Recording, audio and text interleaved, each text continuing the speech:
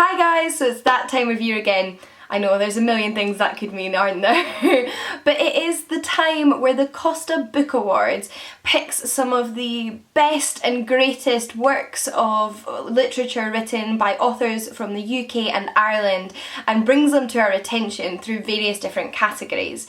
Now, the Costa Book Awards is a prize that I am a big fan of, and one of my favourite things about it is that it is done under 5 categories. So a shortlist and winner is announced for debut novel, novel by a previously published author, poetry, children's book and biography. Then from the 5 winners of each category, a best book of the year is selected, and this year we're exploring some of the greats from 2018. So Costa got in touch with me and asked if I would like to do a sponsored video with them this year, and I of course said absolutely, because I am such a big fan of the prize and there's such a wealth of literature to talk about when talking about the Costa Book Awards. But how to narrow it down? So I thought I would tell you all the 5 books that are my top picks of this year's shortlist. So at the moment 4 books have been shortlisted for each individual category, of which, as I mentioned, there are 5, and I have picked my favourite to win. And I don't mean favourite to win necessarily in terms of if I was a bookie I would put my odds on these. These are just my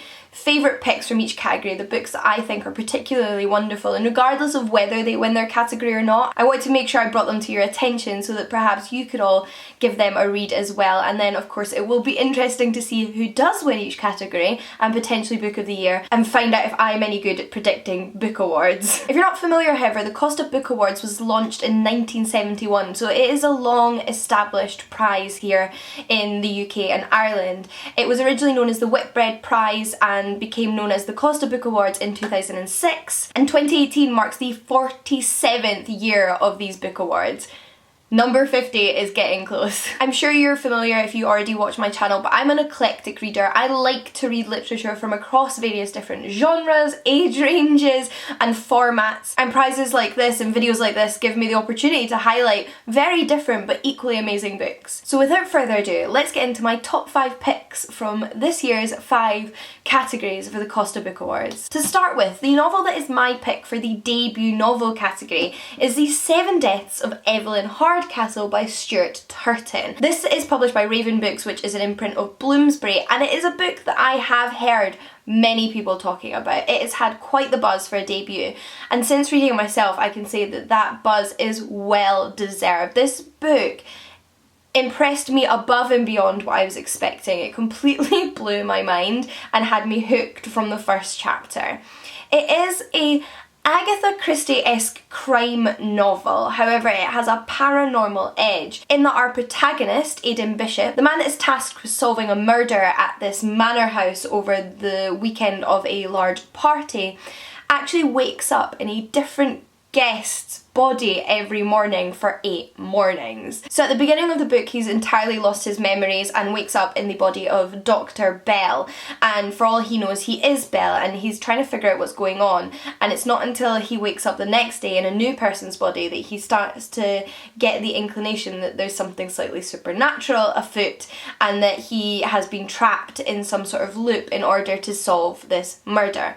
But this is a book with so many layers of mystery. There's the murder that we want to know the answer to. There's the why is this man being woken up in 8 different people's bodies every day? And those are just the initial 2 mysteries, because trust me, there's a new layer to the mystery in this book on every page. It's an absolute roar of an adventure. I could not put this book down. It kept me up incredibly late trying to finish it, and I think it would appeal to a lot of different readers, even if you're not somebody that necessarily gravitates towards the crime genre, hasn't read a lot of classic crime like Agatha Christie.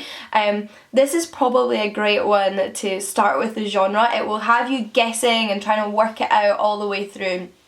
But if you are into those kind of classic crime novels, it's a lovely creative new twist on them. But I was thoroughly impressed by this debut novel, and I will definitely be reading anything else that Stuart Turton brings out. For the general novel category, which are by authors who have previously published novels, so their works aren't debuts, my pick will probably come as no surprise to you because it is The Silence of the Girls by Pat Barker. I had already read this book before the shortlist for this prize were announced, but I was so pleased to see it on there because the idea that it might bring this book to more people's attention and get it more publicity made me so thrilled. It's an absolutely spectacular novel, whether you're into your Greek myth retellings or not. So, this book is a Greek myth retelling. It retells events of the Trojan War between the Trojans and the Greeks, which is probably most famously recorded by the Greek author Homer. However, we see the events of the Trojan War in this novel from the perspective of Briseis, who is a Trojan queen who's enslaved by the Greek soldiers and becomes the sex slave to the Greek hero Achilles. And through Briseis' eyes, we also get to encounter the other experiences of different women captured by the war and how this war affects the women. Because so often when we think about the Trojan War, when we think about war in general, particularly historically, we look at the male perspective because there was greater numbers of male soldiers historically. However, war affects everybody, and in this book it explores how the Trojan War may have affected the women that were involved, how they lost their rights, how they were enslaved, how they were sexually abused, how they lost their families and homes, and it's so harrowing and such an important perspective on what may be a mythological story, but a war that many people believe happened and can also reflect the experiences of women in various different wars. And Pat Barker has written a lot about the sort of mental repercussions of war in her different novels, but this is her first time tackling antiquity, and I think she did a spectacular job. She brought her own unique voice to the story, her own experience of writing about these topics, and shed new light on a myth for me that I thought was so wonderfully done. Harrowing to read, absolutely. Not a book full of moments of levity, but a really important, compelling novel that I would encourage everybody to read. In terms of children's novel, I have gone for Bone Talk by Candy Gourley. This is a book that the Costa Book Awards actually brought my attention to because I hadn't previously heard about it, but I'm incredibly pleased that it did. This is such an interesting children's novel, and I know I would have adored it as a child, but also was able to enjoy it as an adult, which is always phenomenal when you get a children's book that can appeal to all ages. The author of this book is from the Philippines, and she draws on Filipino history, culture and folklore to tell her story, which is set in the late 1800s in Philippines and follows members of a small community who haven't had much contact with the outside world or the kind of westernized world like America and the British Empire and things like that. From the offset of the book we meet two children, one of whom is a young boy and one who is a young girl. The young boy has just been told that he's about to become a man and be inducted as a warrior in their group, whereas the young girl, despite her own desires to take part in this aspect of her culture, is not allowed to because she's a girl and girls can't be warriors. So instantly we're dealing with those kind of gendered aspects of this community, also kind of the superstitions that exist within this community, but quickly their lives are disrupted when a young man comes to visit them and brings news of people from the Americas coming and bringing war to their land.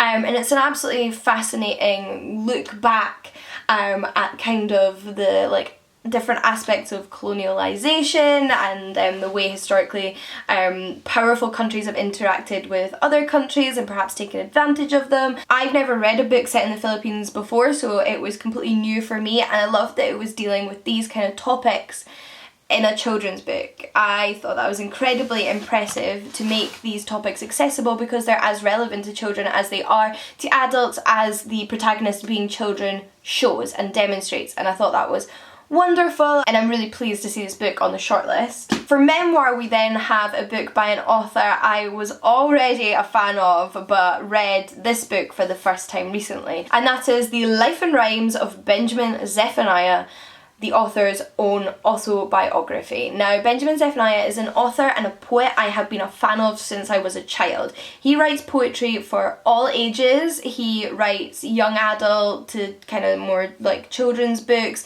as well as obviously writing non-fiction like this.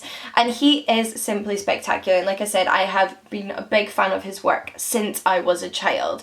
I feel like very grateful to have had his work in my life for a long time. And I think he was doing things in the young adult genre long before it became a kind of more popular trend in publishing. He was offering new voices and new perspectives, and I think his young adult books are really important. I equally think his memoir is absolutely phenomenal. This is an autobiography. You can guess what it's about. It tells the story of Benjamin Zephaniah's life from his childhood into his adulthood, the struggles he faces, but also what poetry means to him, how it was sort of like a lifeline throughout his life. He talks about his family and his culture, growing up in England, facing racism, establishing his own political and ideological ideas and who he was as a person, also the crimes he committed as a child and the impact they had on his life as he was growing up and kind of what he got into, as well as his later career. This is an autobiography that I think, regardless of whether you've read any Benjamin Zephaniah before, you could enjoy and get something from. I think if you haven't read Benjamin Zephaniah before, you should read this autobiography because it will probably compel you to check out his other work and his poetry in particular. And if you already are a fan of his poetry, then of course you should read this because it's wonderful to read about his life in this format, although he often explores his own experiences in his poetry. Now, I know myself that Benjamin Zephaniah has said in other books that he does not write to win prizes. He writes what he thinks important. So it did cross my mind that perhaps this was an inappropriate choice for me to make as my favourite from that category, but then I decided I'm not picking this book as my favourite for Benjamin Zephaniah in any way, shape or form. I'm picking it as my favourite for all of you in the hopes that it will bring it to your attention and that you will check it out, because I think everybody who reads this book will get something from it and benefit from it. It's a wonderful book and I want lots of people to read it.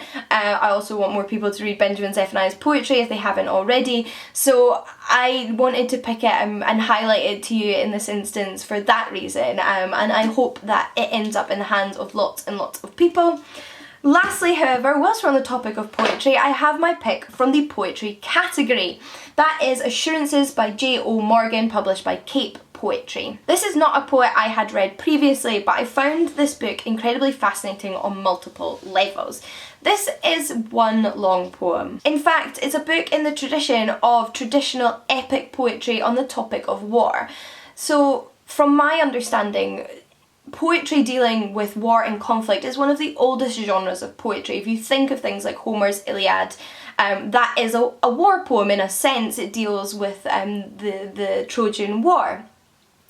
This book, however, is very, very interesting in that it takes a topic of poetry, war, that has been popular for centuries, millennia even, and explores it in a very modern way in that he looks at what it's like to live in a world of nuclear standoff, in a world where the war is simply waiting for one country to press a button which guarantees mutually assured destruction, and what it's like existing in that world, whether you're close to nuclear weapons or you're just an average person living their life, and since the Cold War, how that has kind of changed the world that we live in. And I thought, because of that, this was just an interesting poem, because it's one long poem. I thought this was an incredibly interesting endeavour and really well done, really well written, and I found it really interesting to follow that journey and exploration of nuclear power and just what that means for everyday society. And like I said, I feel like it's playing on that tradition of epic war poetry, but in a very contemporary way. So I found this very, very interesting, and I was glad to be exposed to this poet's writing. But those are my top 5 picks from the 2018 Costa Book Awards genre categories this year. Now, of course, all of the books that have been shortlisted are absolutely wonderful and have been put there for a reason, but if I have to narrow it down, there you have it. I would highly recommend giving all of these books a read, but I'd equally be interested to know what books you would like to see win this year's prizes, whether it be the individual category winners or the overall book of the year. Which book out of these 5 or just any of the shortlisted books do you think is the standout that deserves to be book of the year 2018? I'm not sure at the moment that I could pick from the 5 that I've just shown you. It's still a little bit too difficult. But if you're interested in learning a little bit more about the Costa Book Awards, I will of course link all the information in the description box down below. I would love to chat to you all about this prize and the books that have been shortlisted this year, so do leave your comments down below. But until next time, happy reading, and I'll see you all again soon. Bye guys!